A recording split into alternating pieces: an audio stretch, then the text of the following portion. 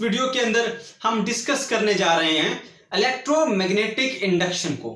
इस वीडियो में आप सीखेंगे फ्लक्स क्या होता है, फ्लक्स कब मैक्सिमम कब मिनिमम होता है।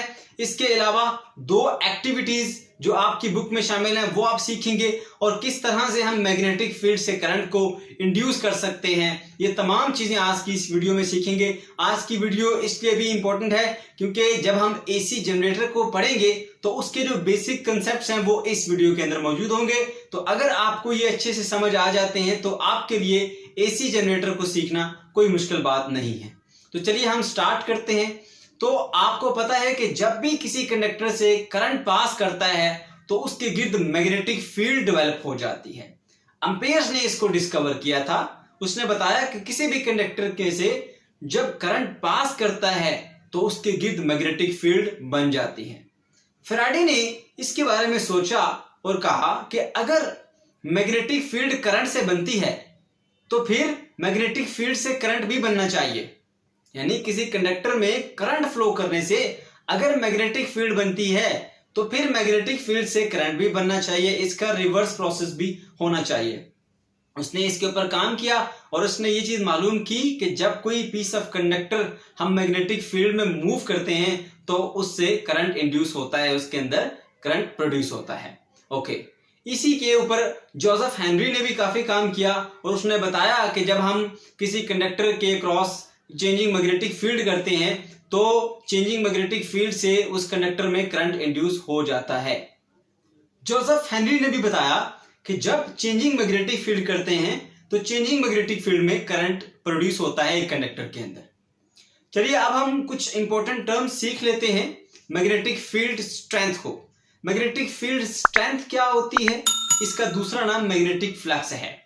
तो किसी भी एरिया में से कितनी number of magnetic lines of force pass कर रही हैं, इसको हम मैग्नेटिक फ्लक्स या मैग्नेटिक फील्ड स्ट्रेंथ कहते हैं।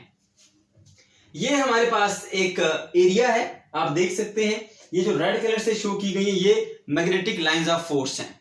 अब आप देखेंगे इस सिचुएशन में जब ये ऐसे पड़ा हुआ है कि मैग्नेटिक लाइंस ऑफ फोर्स इसकी सरफेस के पैरेलल हैं। ये सरफेस है, इस सरफेस से ऐसे मैग्नेटिक लाइंस ऑफ फोर्स पास करके जा रही हैं। तो कोई भी मैग्नेटिक लाइंस ऑफ फोर्स इस एरिया में से पास नहीं कर रही।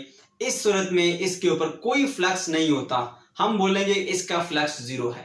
क्योंकि फ्लक्स क्या होता है या मैग्नेटिक फील्ड स्ट्रेंथ क्या होती है, number of magnetic lines of force passing through this area. इस एरिया में से कितनी magnetic lines of force pass कर रही हैं, दैट इज फ्लक्स। तो इस केस के अंदर फ्लक्स आपका मिनिमम होगा, कम से कम यानी कोई फ्लक्स नहीं होगा। अगर हम मैथमेटिकली बात करें तो इसका जो फॉर्मूला होता है इसको हम अगर फाई से डिनोट कर दें तो is equal to B dot A. B represent कर रहा है मैग्नेटिक फील्ड को और ए यहां पर एरिया है। ओके, अब क्योंकि ये वेक्टर प्रोडक्ट है तो ये ए वेक्टर एरिया है। वेक्टर एरिया कैसा होता है, लेट्स सपोज अगर ये वेक्टर एरिया है तो इसका वेक्टर इसकी सरफेस के ऊपर परपेंडिकुलर ऐसे होता है। अगर ये एरिया है तो इसका वेक्टर ऐसे होगा, अगर एरिया ऐसे है तो वेक्टर ऐसे होगा, एरिया ऐसे है तो वेक्टर ऐसे। मतलब कहने का कि वेक्टर जो होता है किसी भी एरिया का वो उसकी सरफेस से परपेंडिकुलर होता है। तो E dot B dot A आएगा हमारे पास मैग्नेटिक फ्लक्स, जिसके अंदर डॉट प्रोडक्ट है बी कॉस थीटा, ये इसका फॉर्मूला होता है। ओके, अब जहां पर जो थीटा है ये थीटा इस मैग्नेटिक फील्ड और एरिया के वेक्टर के दरमियान है। यहां पर देखिए 90 डिग्री का बन रहा है तो कॉस 90 पे जीरो होता है, आपको वैल्यू मिलेगी जीरो। यहां पर कोई फ्लक्स नहीं होगा।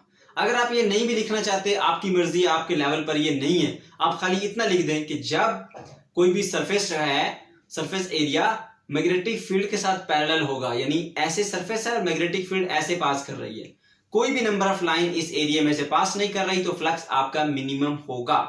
अब फ्लक्स मैक्सिमम कब होगा, जब आपने ये सरफेस एरिया जो है ये perpendicular to the magnetic field रखा हो। यानी ये आपके पास सरफेस एरिया, उसका सरफेस, और आपने मैग्नेटिक फील्ड इस तरह से लेनी, मैग्नेटिक लाइंस ऑफ फोर्स ऐसे इसमें से पास करेंगी। अब ज्यादा से ज्यादा इसमें से पास कर पाएंगी और इस सूरत में जो फ्लक्स होगा आपके पास वो मैक्सिमम होगा। अब इसमें अगर देखा जाए तो आपके पास क्या फॉर्मूला है, flux is equal to B dot A B cos theta. अब cos theta, theta is the angle between magnetic field and the vector area. अब वेक्टर एरिया, इसका वेक्टर एरिया ऐसे है, क्योंकि मैंने बताया अगर ऐसे एरिया है तो उसका वेक्टर एरिया इस तरह से होगा। तो ये वेक्टर एरिया और ये बी दोनों पैरेलल हैं, तो जब दो वेक्टर पैरेलल होते हैं तो उसके दरमियान जो एंगल होता है वो 0 डिग्री होता है। तो यहां पर आप cos 0 पुट करेंगे तो cos 0 पर मैक्सिमम यानी 1 होता है, तो आपको यहां पर मैक्सिमम वैल्यू BA मिलेगी फ्लक्स की। अब अगर ये किसी एंगल थीटा पर है, कोई भी एक एंगल हो सकता है, यानी ना ये परपेंडिकुलर है ना ही ये पैरेलल है, बल्कि एट सम एंगल है ये थीटा, तो फिर थीटा के अकॉर्डिंगली ये एंगल की वैल्यू पे डिपेंड करता है कि इसमें फ्लक्स ज्यादा होगा या कम होगा। लेकिन आप देख सकते हैं कि अब ये मैक्सिमम नहीं है। मैक्सिमम कब होता है? जब ये इस सिचुएशन में आता है। यहाँ पर क्योंकि ये नंबर ऑफ लाइन इसमें से पास नहीं कर रही, 2 और ये वाली भी पास नहीं कर रही, सिर्फ 3 पास कर रही है। इस सूरत में एक भी लाइन पास नहीं कर रही, इसमें सारी पास कर रही है, और इसमें कुछ पास कर रही है, सारी पास नहीं कर रही। डिपेंड करता है इसका फ्लक्स के एंगल कितना है। ओके, तो ये आपने चीजें देख ली। इसी तरह जो चेंज इन फ्लक्स है, अगर आप एक क्वाइल के अंदर देखना चाहते हैं कि एरिया, जैसे एक हमने क्वाइल ले ली, ऐसे लूप बना ली उसकी, अब उसमें हमने मैग्नेटिक फील्ड कब मैक्सिमम कब मिनिमम होती है with the help of a magnet. तो जब आप एक मैग्नेट को बिल्कुल इस क्वाइल से करीब रखेंगे तो इसमें से ज्यादा मैग्नेटिक लाइंस ऑफ फोर्स पास करेंगी, तो इस सूरत में फ्लक्स आपके पास मैक्सिमम हो जाएगा। और जब आप इसको थोड़ा सा दूर लेके जाते हैं तो देखें, अब ये वाली ये कुछ ऐसी है मैग्नेटिक लाइंस ऑफ फोर्स जो कि इसमें से पास नहीं कर रही, सिर्फ कुछ 1 2 3 ये पास कर रही हैं। तो अब क्या होगा, फ्लक्स यहाँ पर थोड़ा हो गया। अब और इसको पीछे लेके जाते जाएंगे, आहिस्ता आहिस्ता फ्लक्स जो है वो कम होता जाएगा, यानी मैग्नेटिक लाइंस ऑफ फोर्स जो इस एरिया से पास कर रही हैं वो कम होती जाएंगी। तो जैसे जैसे आप करीब लाते जाएंगे, मैग्नेटिक लाइंस ऑफ फोर्स जो इस एरिया से पास कर रही हैं वो बढ़ती जाएंगी। तो इस तरह से फ्लक्स मैक्सिमम और मिनिमम या कम ज्यादा आप इसके अंदर कर सकते हैं। ओके, तो ये था हमारे पास कंसेप्ट फ्लक्स का, मैक्सिमम फ्लक्स का, मिनिमम फ्लक्स का। अब जो 2 एक्टिविटीज हैं जिनके जरिए हम ये चेक करेंगे कि एक कंडक्टर को जब मैग्नेटिक फील्ड में मूव करते हैं तो किस तरह से उसके अंदर करंट इंड्यूस हो जाता है, अब हम उसको देखते हैं। ये हमारे पास एक यू शेप मैग्नेट है यहाँ पर, तो इसके ये नॉर्थ पोल है और ये साउथ पोल। आप जानते हैं कि मैग्नेटिक फील्ड की जो डायरेक्शन होती है वो फ्रॉम नॉर्थ टू साउथ होती है। अब नॉर्थ से साउथ की तरफ रेड कलर से मैंने मैग्नेटिक लाइंस ऑफ फोर्स बना दी है। अब यहाँ पर आपने इसके अंदर ये कंडक्टर रखा हुआ है, एक रेक्टेंगुलर शेप का है, इसके साथ हमने ये गैल्वेनोमीटर अटैच किया है। गैल्वेनोमीटर एक ऐसी डिवाइस होती है जो करंट को डिटेक्ट करती है कि क्या इस सर्किट में करंट फ्लो कर रहा है या नहीं कर रहा। ओके, आप इसको जब डाउनवर्ड ऐसे मूव करते हैं, इस कंडक्टर को ऐसे डाउनवर्ड मूव किया तो आपको यहां पर एक डिफ्लेक्शन मिले, यानी इसने इस तरफ डिफ्लेक्शन किया, इसका मतलब कि सर्किट से कुछ करंट फ्लो किया था, तो आपको यहां पर इसकी पिन जो है उसकी डिफ्लेक्शन नजर आएगी। जब आप रुक जाएंगे तो ये भी रुक जाएगी। इसी तरह जब आप इसको ऊपर की तरफ मूव करेंगे तो फिर से इसके अंदर डिफ्लेक्शन आएगी, करंट की डायरेक्शन अब अपोजिट होगी। तो कैसे पता चला अपोजिट हुई? कि पहले डिफ्लेक्शन उस तरफ को हुई थी, अब डिफ्लेक्शन इस तरफ को हुई, जो इस चीज को इंडिकेट कर रहा है कि जब आपने इसको अपवर्ड मूव किया इस कंडक्टर को, तो इसके अंदर जो है वो मैग्नेटिक फील्ड की जो करंट है वो इंड्यूस हुआ, अब उसकी डायरेक्शन रिवर्स है। अब हमने सिर्फ अप एंड डाउन मूव नहीं किया, इसको राइट एंड लेफ्ट भी मूव किया। जब हमने इसको लेफ्ट मूव किया कोई यहाँ पर चेंज नजर नहीं आया, कोई डिफ्लेक्शन गैल्वेनोमीटर ने शो नहीं की। जब हमने इसको राइट साइड मूव किया, लेफ्ट साइड, दोनों तरफ मूव करके देखा, कोई डिफ्लेक्शन नहीं हुई। लेकिन जब इसको अपवर्ड मूव किया या जब इसको डाउनवर्ड मूव किया तो फिर इसके अंदर जो है वो ये यहां पर करंट इंड्यूस हुआ, तो गैल्वेनोमीटर ने डिफ्लेक्शन शो की। एक बार इस तरफ डिफ्लेक्शन शो की, दूसरी बार इस तरफ डिफ्लेक्शन शो की, जो इस चीज को इंडिकेट कर रहा है कि पहले जो करंट की डायरेक्शन थी वो कुछ और थी, अब जो करंट की डायरेक्शन है वो कुछ और है। ओके, इस तरह से आपने मालूम किया। अब इससे आपने क्या रिजल्ट निकाला?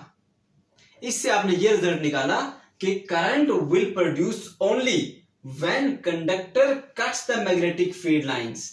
जब मैग्नेटिक फील्ड लाइंस को ये कंडक्टर कट करके जाएगा, देखें ये ऐसे मैग्नेटिक लाइंस ऑफ फोर्स जा रही है, ये ऊपर से नीचे मूव करेगा, ये नीचे से ऊपर मूव करेगा, तो इन लाइंस को कट करता हुआ जाएगा, तो इस तरह से फिर इसके अंदर करंट इंड्यूस होगा।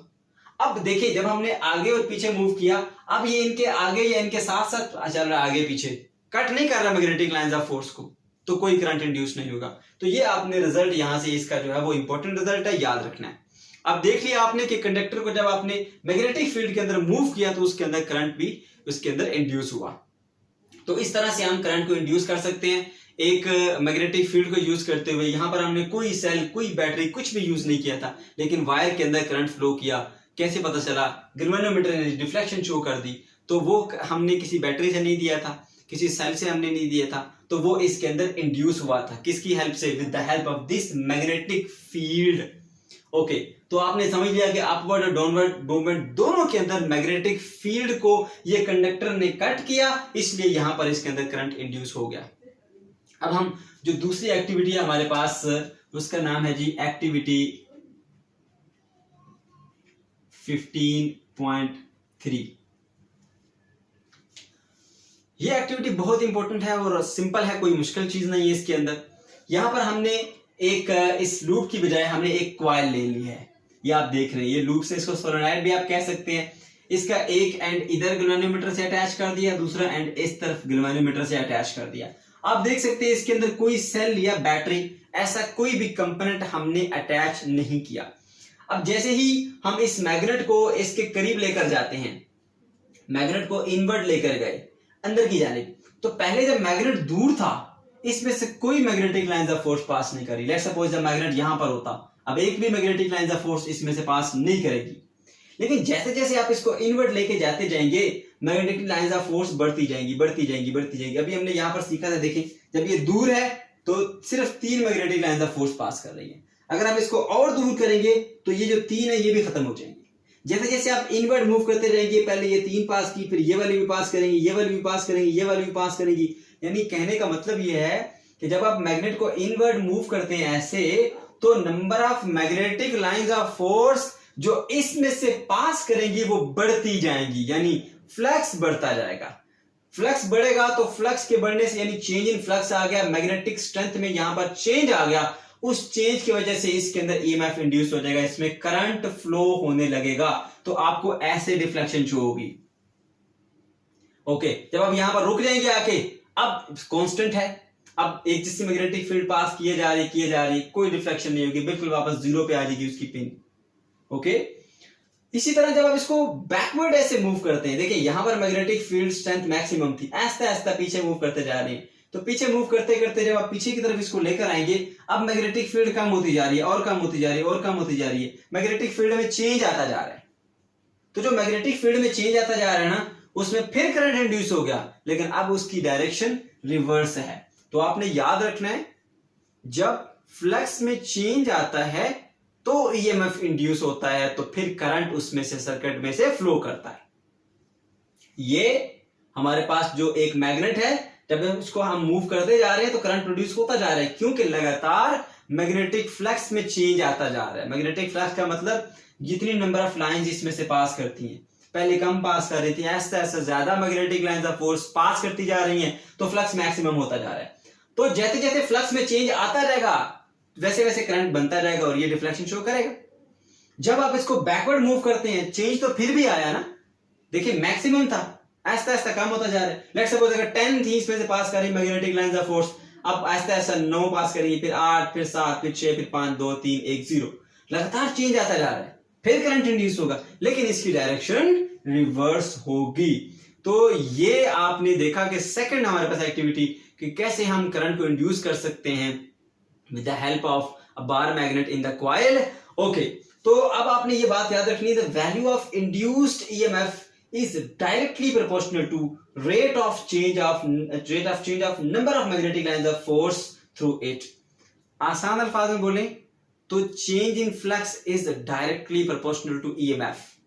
जितना ज्यादा फ्लक्स में चेंज लाओगे उतना ज्यादा इसके अंदर जो है वो करंट इंड्यूस होगा, ईएमएफ इंड्यूस होगा। ओके, और इसके मुताबिक देखा जाए तो जितना ज्यादा मैग्नेटिक लाइंस ऑफ फोर्स में चेंज आएगा, rate of change of magnetic lines of force, कितना ज्यादा आप चेंज लाते जा रहे हैं, किस स्पीड से आप चेंज लाते जा रहे हैं, वो डायरेक्ट प्रोपोर्शनल है जी इसके अंदर इंड्यूस्ड ईएमएफ के, जो कि करंट को इंड्यूस कराएगा, सर्किट के अंदर फ्लो कराएगा। ओके, अब ये था हमारा टॉपिक। इसके अंदर अब हमने नेक्स्ट जो इसके फैक्टर्स हैं, 2 फैक्टर्स हैं कि किन फैक्टर्स के ऊपर इंड्यूस ईएमएफ जो है वो डिपेंड करता है। Number 1 speed of the coil और मैग्नेट एंड कॉइल, इन दोनों की रिलेटिव मोशन, मैग्नेट और कॉइल की रिलेटिव मोशन जो है ना, इसकी किस स्पीड से जा रही है। अब जाहिर सी बात जल्दी जल्दी ऐसे इनवर्ड आउटवर्ड मूव करेगा, ज्यादा स्पीड से चेंज आता रहेगा, तो डेफिनेटली इसके अंदर ज्यादा जो है वो करंट इंड्यूस होगा। नंबर 2 फैक्टर क्या है, number of turns of the coil, इस कॉइल की टर्न्स कितनी है, थोड़ी टर्न्स होगी थोड़ा करंट इंड्यूस होगा, थोड़ा ईएमएफ होगा, और अगर ज्यादा टर्न्स होगी तो ज्यादा इंड्यूस हो जाएगा। तो ये था हमारा आज का टॉपिक। अगर आपको कोई क्वेश्चन पूछना है तो कमेंट सेक्शन के अंदर आप जरूर पूछ सकते हैं।